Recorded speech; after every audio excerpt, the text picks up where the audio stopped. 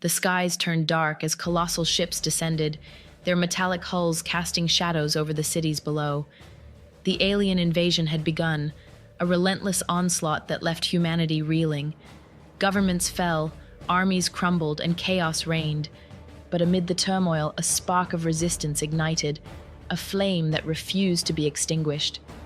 In the heart of New York, now a battlefield, a group of survivors huddled in an abandoned subway station. They were a motley crew, soldiers, scientists, and civilians, bound by a common goal: survival. Among them was Captain Sarah Blake, a former Marine with a fierce determination in her eyes. She had witnessed the devastation firsthand and vowed to fight back. Sarah addressed the group, her voice steady but urgent. "We can't rely on what's left of our military. We are the resistance now. We fight for our world, our families, our future." Beside her stood Dr. Alan Fisher, a scientist who had once studied the stars, now forced to understand the invaders who came from them. "We've learned a few things about them," he said, pointing to a makeshift map. "Their ships are powered by a rare element, unobtainium. We have to cut off their supply. It's our best chance to weaken them." The plan was set. They would infiltrate a mining facility the aliens had established in the Rocky Mountains. It was heavily guarded, but they had no choice. They had to succeed. The journey to the Rockies was perilous. Alien patrols roamed the skies and drones scanned the ground. The resistance moved under the cover of darkness, avoiding detection.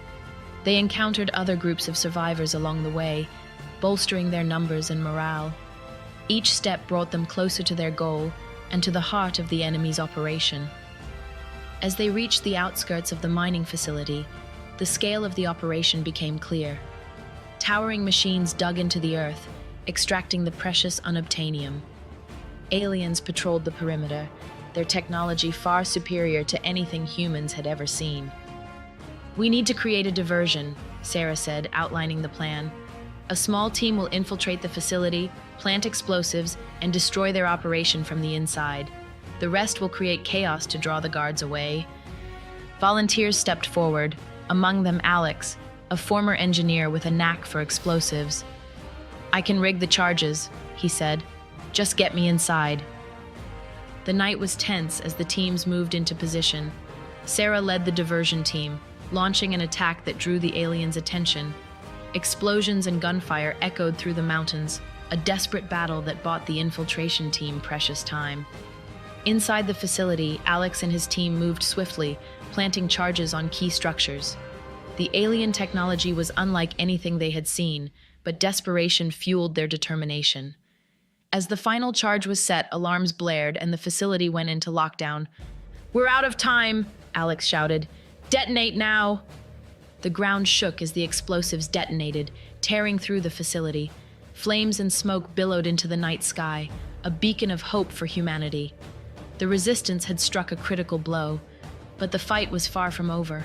The aliens retaliated with a fury, their ships raining destruction from above. Sarah and her team fought back with everything they had, knowing that each moment they held on gave humanity a chance.